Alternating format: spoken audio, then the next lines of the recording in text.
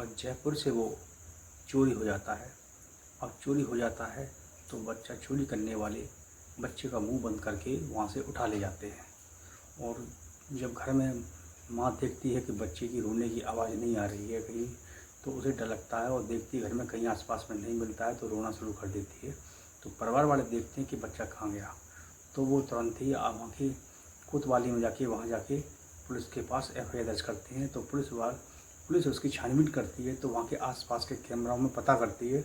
तो वहाँ उन कैमरों में, सीसीटीवी कैमरों में 3 से 4 व्यक्ति उसमें दिखाई देते हैं।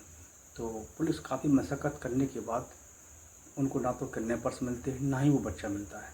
पुलिस उनका मुकदमा लिख लेती है और उन पर 25,000 रुपये का इनाम घोषित कर देती है। उन किडनैपरों के लिए अगर मिल जाते हैं तो उसके लिए 25,000 का एक इनाम घोषित कर दिया था।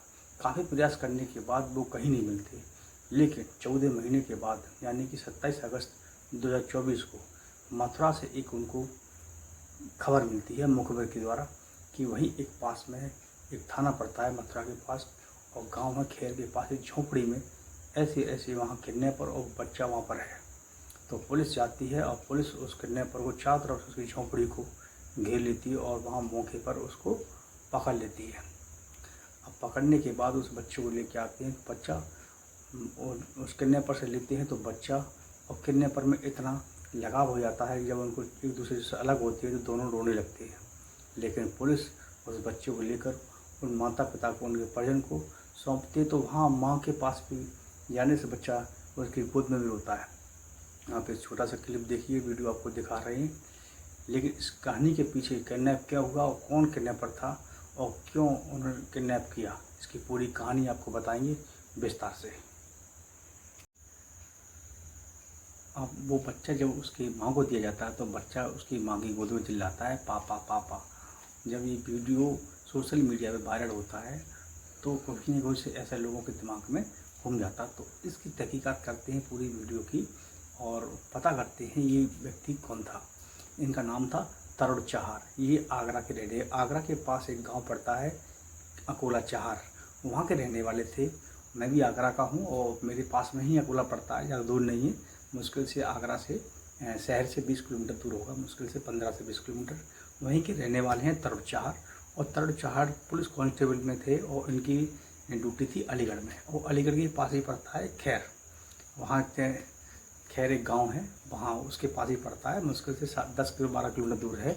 तो वहाँ इनकी शादी एक हो जाती है। वहाँ शादी होने के बाद इनका जीवन बड़ी धूमधाम से कट रहा था। इनके जीवन में एक बच्चे का आना होता है और बच्चा धीमे धीमे बड़ा हो रहा था, बड़ा खुशहाल जीवन काट रहे थे। लेकिन फिर इनकी धीमे धीमे अपनी पत्नी ज़्यादा अनबन हो जाती है, लड़ाई झगड़े होने लगते हैं और झगड़ा इतना बड़ा हो जाता है कि इनकी पत्नी इनको छोड़कर अपने मायके चली जाती है। साथ में वो बच्चा होता है, वो भी बड़ा हो रहा होता है, लेकिन बच्चा भी को भी इनकी पत्नी साथ में ले जाती है। लेकिन फिर क्या था, काफ़ी समय के बाद जब ये दुखी रहने लगे, परेशान होने लगे, तो अपने दिन काट रहे थे। लेकिन इनका संपर्क होता है, इनकी बुआ जी हैं जो रहती हैं जयपुर के पास, और जयपुर में उनकी बेटी थी।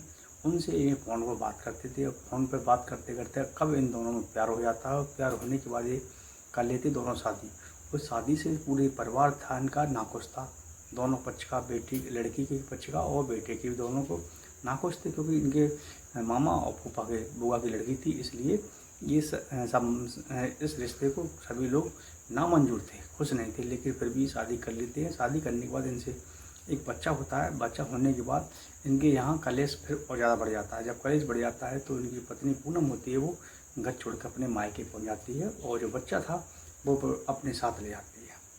अब ये जब जाती है तो ये तरुण चार कर देता है जो बच्चा है अपने दे दीजिए और आप चाहिए, लेकिन वो नहीं मानती, बच्चा ले जाती है। तो इसके दिमाग में खुरपत उपजती है और उस बच्चे को किडनैप करने के लिए पहुंच जाता है जयपुर, और जयपुर से वहाँ से बच्चे को किडनैप कर लेता है, फिर ले आता है यहाँ पर। और पुलिस इसके पीछे लगातार पड़ी हुई थी, क्योंकि इसके पीछे मुकदमा भी था, तो अपनी ड्यूटी पर भी थाने में नहीं जा रहा था। अब ये साधु रूप बनाकर यहीं आसपास के मथुरा के पास कहीं एक उम्मेर गांव है, वहाँ झोंपड़ी में डालकर रह रहा था। वहीं इसका एक दोस्त था। दोस्त इनके, पुलिस ने सारे दोस्तों को जांच पड़ताल की, पूछा, नहीं मालूम पड़ा। लेकिन एक दिन क्या होता है, वृंदावन में ये वहाँ बैठा हुआ था, वहीं इसका एक दोस्त पहुँच जाता है और और दाढ़ी रखा ली थी, पहचानने में नहीं आता, लेकिन फिर भी उसने पहचानने की कोशिश की। तो उसने कहा था ऐसा हमारा दोस्त है तरुण चारों जैसी आपकी शक्ल लग रही है, पुलिस कांस्टेबल था। तो उसने कहा था मैं ही हूँ। तो उसके बाद वो दोस्त अपने साथ वहाँ ले जाता है मथुरा के पास, और वहीं जाके वो रखने लगता है। लेकिन उसका नंबर था सर्विलांस पे लगा हुआ था, और पुलिस को पूरी जानकारी पुख्ता मिल गई थी। जैसे सर्विलांस पे वो बात तो इनकी होती थी, सारी चीज़ मालूम पड़ जाती थी। फिर क्या था, पुलिस ने आके मौके पर इनको पकड़ लिया, और पकड़ने का फिर क्या है, इनके पास जो मुकदमा लग रहे थे मुकदमा लग गए। एक मुकदमा इनका पहले से चल रहा था, इनकी ज़िंदगी हुई एंडम, क्योंकि इन्हें पुलिस कांस्टेबल थे, इनको चैन से वो सरकारी तनख्वाह छीन ले गई थी। उसके बाद इन्हें जीवन हो गया झंडा, ले रहे होंगे जेल में। और बच्चा अपना ही बच्चा को चोरी कर लाए, उसके जेल में फिर जाएंगे जेल, बताइए। और खास बुआगी लड़की के साथ में अगली शादी। ऐसे लोगों का जीवन क्या होता है, समाज में क्या संदेश देते। सरकारी नौकरी होती है भी चैन से रहा नहीं जा रहा तुम लोगों के साथ, तो क्या करेंगे। दोस्तों, ऐसी कहानियों से सबक सीखिए, सतर्क रहिए, सावधान रहिए। अपनों के बीच में ही आदमी के लोगों की सोच विचार कैसी गिर जाती है, वो ऐसा कदम उठा लेते हैं। अब पता नहीं कितने सालों तक जीवन में अपनी जेल काटेंगे। तो फिर मिलेंगे आपको। जय हिंद, जय भारत। आपको वीडियो अच्छा लगा तो उसको लाइक और सब्सक्राइब करें, और शेयर ज़रूर करें। धन्यवाद।